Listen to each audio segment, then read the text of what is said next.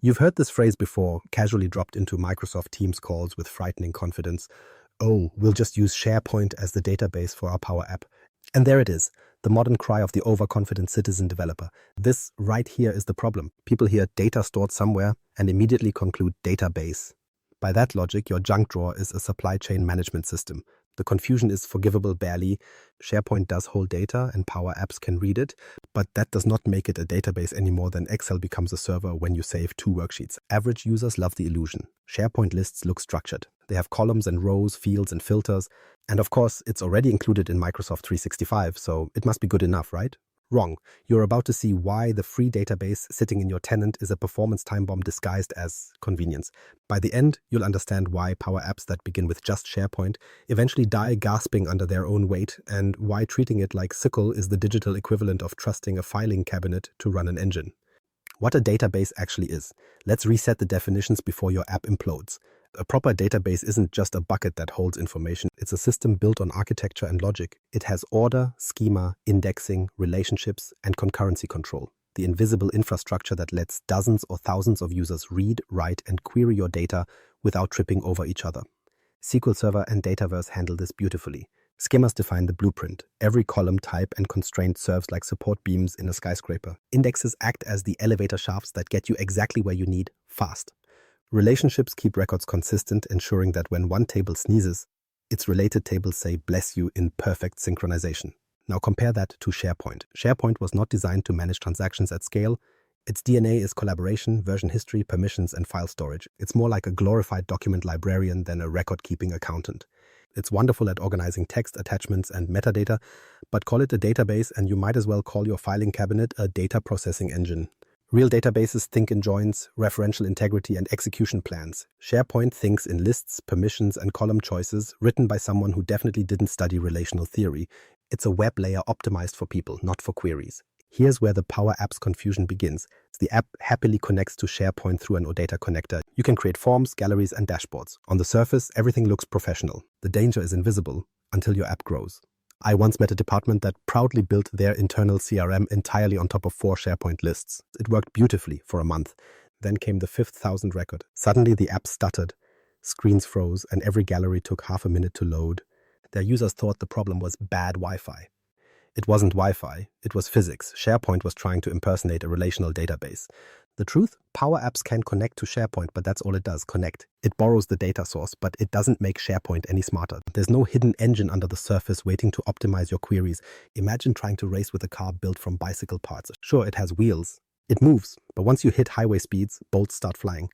The handlebars, the list structure, were never designed to steer that kind of load. Dataverse, in contrast, is a proper engine. It's transactional, relational, optimized for delegation, and built for Power Platform from the ground up. It follows database logic, not just storage logic. That's the difference between structured speed and unstructured sprawl. SharePoint has indexing, but limited. It has lookup columns, but no genuine referential constraints. It allows multiple users, but not graceful concurrency handling. You can write to it, but if 3 users edit the same record at once, one loses, usually the intern. Essentially, a database enforces integrity while SharePoint hopes for good behavior. SQL refuses to accept invalid relationships. SharePoint accepts everything, smiles politely, and breaks quietly months later. If this still feels theoretical, don't worry. Scale will make it painfully real, because while architecture can be ignored for a while, performance cannot. And as your user base grows, your database made from friendly SharePoint lists will groan like a spreadsheet with delusions of grandeur. The next part is where the collapse begins. Microsoft's shiny number, 30 million items, and the cruel joke hiding behind it. Let's talk about scale, the silent killer of every Power App that mistook convenience for capability. The scale myth. Microsoft loves big numbers. Nothing sells confidence like a glossy documentation page claiming your SharePoint list can hold. Wait for it, 30 million items. Sounds impressive, doesn't it? 30 million entries. You could store the payroll history of an empire. The problem is that the number is marketing, not math. That limit describes what SharePoint can physically contain, not what it can functionally handle. It's like saying a washing machine can technically fit 10 bowling balls. True, until you press start. In reality, the moment those lists creep beyond a few thousand records, Power Apps begins its slow descent into misery. Buttons take seconds to respond. Galleries forget how to scroll smoothly. You click filter, and the spinning dots start an existential performance art piece. By 10,000 records, it feels like wading through syrup. Beyond that, you're practically time traveling all the way back to dial-up. The core culprit here is a polite little concept called delegation. It's Power App's way of saying, I can't handle that query locally, so I'll ask the data source to compute it for me. SharePoint, however, isn't fluent in that language. Its delegation capabilities are minimal. Translation: anything outside a small set of filter and sort operations is pulled locally. The data comes down the wire, record by record, so your client device ends up doing the heavy lifting a real database engine would have done in milliseconds. You built an enterprise app, and now every user's laptop is its database server. Congratulations. The infamous 2,000-item delegation wall isn't a myth, it's a design constraint. Unless you use creative and usually fragile pagination workarounds, Power Apps simply refuses to process more. You can raise that ceiling a little with clever queries, but eventually the dataset expands faster than the platform can pretend nothing's wrong. Even if you index your columns, the supposed magic trick, things only improve marginally, like upgrading a rubber band with a thicker rubber band. Microsoft's documentation hints that indexing can let you manage up to around 25,000 records if you're careful. Translation: it will technically work while producing the user experience of a PowerPoint slideshow transmitted over carrier pigeons. The indexes prevent total collapse but can't change the fact that SharePoint stores data in what is essentially a flattened web table. Each query becomes a request for a giant JSON blob parsed piece by piece. SQL or Dataverse, by contrast, sends back neat pre-processed chunks of matching rows. SharePoint just hands you everything and says, good luck sorting it. Every extra 1,000 records adds latency. It's not linear, it's exponential. 1,000 rows? Acceptable. 10,000? Noticeable lag. 20,000? Every gallery becomes a meditation exercise. Users start clicking twice, thinking their devices froze, which of course triggers double updates and conflicting writes. That's when someone suggests, maybe we should rebuild this in Excel. And the circle of bad decisions completes itself. Using SharePoint as a backend at scale is like powering a data center with AA batteries. Each small operation works, barely. But time and concurrency amplify the load until the whole thing starts coughing. The connectors try to fetch data while maintaining security context, evaluating filters and managing throttling all over cloud HTTP calls that multiply faster than your patience decreases. Meanwhile, Dataverse or SQL would be compressing, caching, and delegating queries natively. SharePoint's response to that level of complexity: a polite shrug followed by a timeout. And don't forget throttling. Once you exceed certain thresholds in Office 365, SharePoint starts limiting the number of requests per user per minute. It doesn't warn you nicely. It simply refuses to serve data for a few seconds. Multiply that delay by hundreds of active users, and you've turned your business app into a queue simulator. Remember, throttling isn't failure. It's SharePoint's polite way of begging you to stop abusing it. Now, let's add relationships into the mix. Many creators think scaling problems vanish if they just break lists apart. We'll have one for customers, one for orders, one for products, and link them. Fascinating optimism. Each lookup between those lists triggers its own set of API calls. So when you open a single record, you're actually launching dozens of hidden queries. Multiply that by hundreds of users, and your app starts behaving like a chain smoker climbing stairs. Power Apps will valiantly try to batch requests, but latency stacks faster than performance optimizers can patch it. What's particularly cruel is how invisible the decay feels at first. Everything seems fine, until the day new data pushes you past that unseen tipping point. Then screens freeze. Connections fail silently. Eventually, developers start layering patchwork fixes, smaller galleries, manual caching, collection tricks to load subsets of data. It looks like progress, but only delays the inevitable. It's like rearranging deck chairs on a server farm that's on fire. People mistake reliability for survival time. It's worked for months, they say, proudly ignoring the trend line. A proper database scales predictably. More data means slightly more storage, not exponentially slower queries. SharePoint scales emotionally. It starts healthy, then suddenly collapses like it just remembered it's a web service from 2003. And yet, the illusion persists because Microsoft includes SharePoint in the license. The tool is approachable, the setup effortless, and the first prototype thrillingly quick. But free convenience hides catastrophic economics. Each delay compounds across users, departments, and workflows until productivity losses dwarf any licensing savings. The irony? The organization eventually pays far more for an included feature than it would have for Dataverse's so-called premium price. You wanted relational joins across lists? Fascinating. Do you also expect teleportation? Because that's about as plausible inside SharePoint's architecture. The list interface wasn't built for transactional queries or complex aggregation. It's a collaborative document store that's being forced daily to impersonate a relational database. No wonder it looks tired. So the next time someone quotes that 30 million item limit, pause. Ask them how many they've actually queried successfully in Power Apps without freezing the app. The number will be much smaller, somewhere between few thousand and please don't ask. That's not scale, that's tolerance, and tolerance runs out. What follows it is the crash every Power App team eventually experiences, the day their free database becomes a very expensive bottleneck. The visible slowdown is just the start. What comes next is subtler, the kind of corruption hidden behind seemingly normal forms and lookups, because while performance pain screams, integrity failure whispers, and in the next section those whispers turn into full-blown data chaos.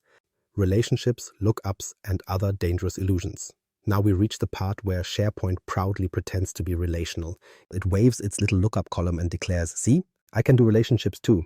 No, you can't. Not the kind that matter. Not the kind with referential integrity, cascading updates, and proper foreign keys.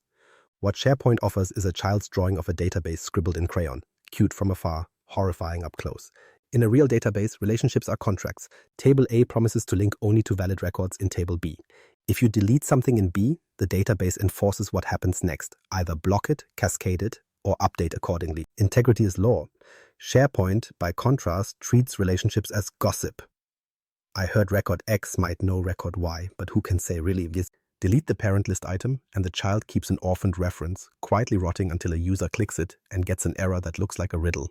Developers cling to lookup columns, thinking they're safe. They're not relationships, they're lightweight pointers that store the ID and a bit of display text, nothing more. They don't validate consistency. They don't prevent duplicates. They simply assume nothing will go wrong, which is adorable. And when Power Apps uses those lookups, it has to perform multiple calls. One to retrieve the main list, another to resolve each lookup. That's dozens of round trips just to reconstruct what SQL would fetch in one join. Every lookup adds lag, every nested gallery doubles it. Choice columns are equally misleading. They look like constraint enforcement, preset options, clean UI. But under the hood, they're glorified text fields decorated with drop-downs. Each choice is stored as plain text or sometimes JSON-flavored markup depending on column settings. Good luck filtering efficiently. Dataverse translates options into integer-mapped sets for quick comparison. SharePoint just sifts through strings the way a librarian searches a card catalog in the dark. Then we have the illusion of normalization. In legitimate database design, normalization prevents redundancy. Each entity lives exactly once, saving space and ensuring consistency. SharePoint nods politely and does the opposite. Lists operate in parallel universes. You can normalize manually, split your data into multiple lists and reference them, but every lookup slows performance. Normalize too much and your Power App spends its life resolving relationships instead of serving users. Denormalize to simplify performance and you sacrifice integrity, turning your lists into mutant hybrids full of duplicated values. It's a lose-lose game designed by someone who mistook sheet music for a soundtrack. The practical outcome? Most Power Apps running on SharePoint settle into lazy denormalization. Each list becomes a wide table stuffed with repeating data just to avoid fetching lookups. It feels efficient until the data starts drifting. Department names misspelled, users duplicated, references out of sync. By month 3, your database agrees with itself about as much as conspiracy theorists at a flat Earth convention. Power Apps compounds this with its handling of data calls. Each related record shown in a form is fetched via a separate query. Occasionally, catching masks the inefficiency but open a deep form with multiple lookups. Client, product, manager, status, and behind the scenes, SharePoint is juggling a small crowd of network requests. Any latency along the way multiplies. The result is that users open a record, wait a few seconds, then start clicking out of frustration, triggering another round of premature network chaos. Developers respond with clever but ruinous workarounds. Collections, local caches, manual JSON parsing, all in the name of pretending relationships behave like SQL joins. It works briefly until update conflicts appear. Someone edits from a mobile version while another user edits the same record in the browser. SharePoint doesn't negotiate. It simply overwrites. One person wins, the other loses silently. The system smiles and tells you everything's saved correctly. It didn't. Imagine running a bank ledger on post-it notes. Each lookup column is another sticky label you might misplace. At small scale, you can keep track. Once the wind picks up, say concurrent users, bulk updates, or automated flows, the notes scatter. That's SharePoint relationships, held together by duct tape and hope, forever one sneeze away from chaos. Even more deceptive is how friendly it feels at first. The interface offers easy linking between lists. You click a drop-down, pick lookup from another list, and instantly it seems powerful. But underneath, no relational metadata exists, just stored text with a fragile correlation ID. Delete or rename the target column and you've broken the map. Power Apps tries to follow the trail and falls through a logic hole. Debugging that is like tracing spaghetti in a fog.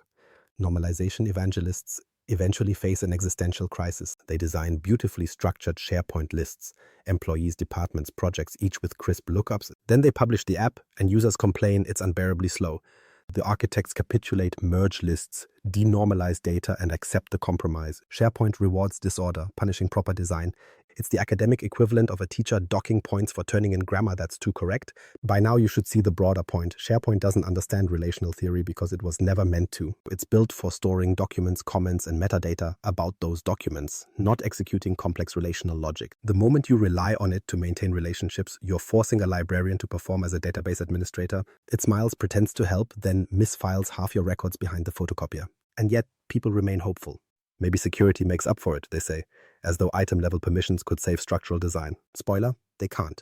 Security may look like order, but when applied at SharePoint's microscopic scale, it becomes another performance trap. So before you declare victory, because our lists have lookups, pause and check the integrity.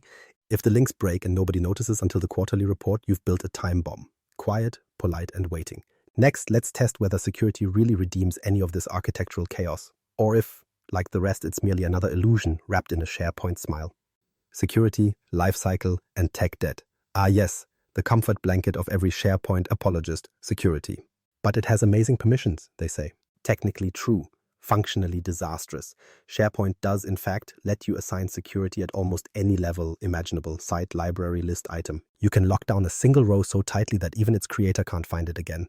It's a marvel of granularity. It's also a nightmare of maintainability. In a real database like SQL or Dataverse, security operates predictably. You define roles: reader, contributor, admin. Those roles apply at the table, row, or even column level depending on the engine. There's structure, there's logic. The boundaries are enforced systematically, not emotionally. SharePoint, however, applies security like confetti at a wedding. It's everywhere and no one remembers who threw it. Each time you break inheritance on a list item, SharePoint creates an independent access control list entry. Sounds fine until you have hundreds, then thousands, each demanding separate evaluation by the permission engine. That's when queries slow down.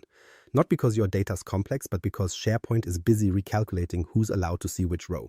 You wanted granular security, you got molasses. Picture a librarian checking ID before handing out every individual page of a book. It's technically secure, yes, but you'll die of boredom before finishing chapter 1.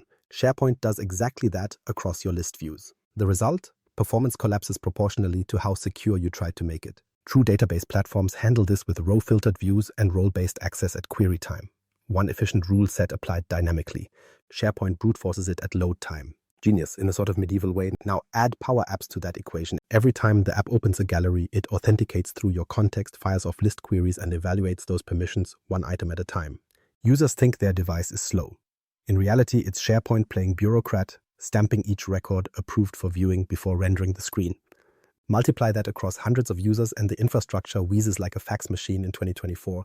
This is where most teams start introducing shortcuts to save themselves.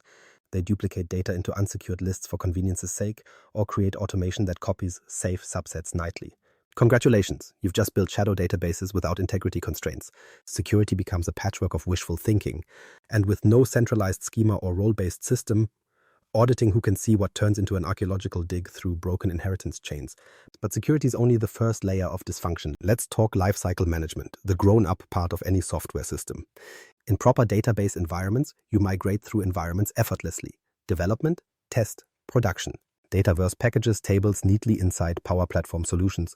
SQL exports its schema in a single script. SharePoint, it stares blankly, mutters something about list templates, and leaves you to figure out the rest. Moving a SharePoint data model between environments is like cloning Frankenstein. Theoretically possible, practically horrifying. Columns lose types. Choice values mutate. Lookup IDs regenerate like chaotic DNA. Automated provisioning scripts attempt to recreate lists by name, only to discover that SharePoint's internal identifiers don't align across sites. The resulting environment might look similar on the surface, but underneath, it's a totally different creature, stitched together with mismatched limbs and fragile wiring. And then you hit the content migration phase, where developers try to copy test data to production. SharePoint doesn't have true export-import parity. Instead, you rely on JSON templates, PowerShell scripts, or third-party tools that charge per gigabyte of despair. Migrate 1,000 items, lose 20 lookups, and watch your Power App crash because half its relationships now point to non-existent records. That's not a migration, it's a funeral. Even versioning, one of SharePoint's banner features, becomes treacherous. The platform dutifully keeps historical copies of items, but Power Apps doesn't integrate meaningfully with that version history. When something breaks, you can technically roll back, but you'll lose relational context in the process. Dataverse tracks changes transactionally. You can restore state coherently. SharePoint just hands you a random past snapshot and says, "Good luck reconciling this mess." The tragedy here is cumulative. Each fragile list, each manual security rule, each handcrafted migration adds invisible weight. That's technical debt, the system equivalent of cholesterol. It clogs everything. Time that should go into improving your app instead goes into maintaining permission hierarchies and rebuilding lists that fail silently. And the kicker? Most of that debt accrues because of a single flawed assumption that SharePoint was free, so cutting corners was justified. The next section rips the bandage off that illusion. Spoiler alert. The free option always charges interest later. The licensing trap and the free fallacy. Here's the root of this chaos. Accountants love free. The Power Platform license includes SharePoint, so using it feels thrifty. No approvals, no budget fights, until later, when the hidden technical debt arrives disguised as maintenance, frustration, and rebuild costs. Organizations don't pick SharePoint for capability, they pick it for optics. We're maximizing investment, they say, ignoring that those savings vanish once the app grows.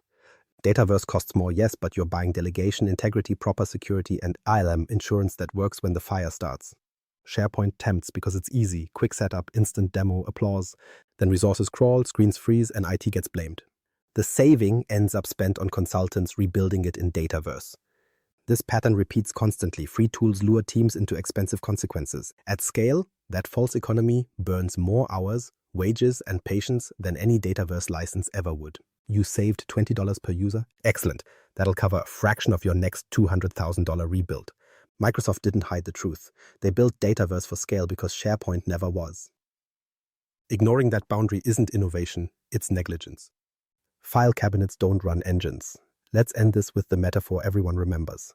SharePoint is a filing cabinet, beautifully labeled, permission-controlled, and spacious. Databases are engines, precisely tuned, pressure-tested, and built for sustained power. One stores, the other computes. Confuse the two, and your Power App becomes a car powered by stationery. Every symptom you've met, slow galleries, broken lookups, failed migrations, stems from that category error. SharePoint isn't broken, your expectations are. It's not that Microsoft misled you, it's that you misapplied a product built for collaboration to a system demanding relational rigor. A filing cabinet can't negotiate transactions any more than a stapler can run analytics. And if you genuinely need scale, concurrency, security, and integrity, stop living on borrowed code. Move the data to Dataverse or SQL where it belongs. Yes, licenses cost money. So does electricity, gravity, and every other law of physics your business depends on. So here's the blunt truth. Building an enterprise-grade Power App on SharePoint is like balancing a skyscraper on Jell-O. It looks fine until someone moves. Then everything collapses slowly, expensively, and predictably. Don't wait for your app to become a cautionary screenshot.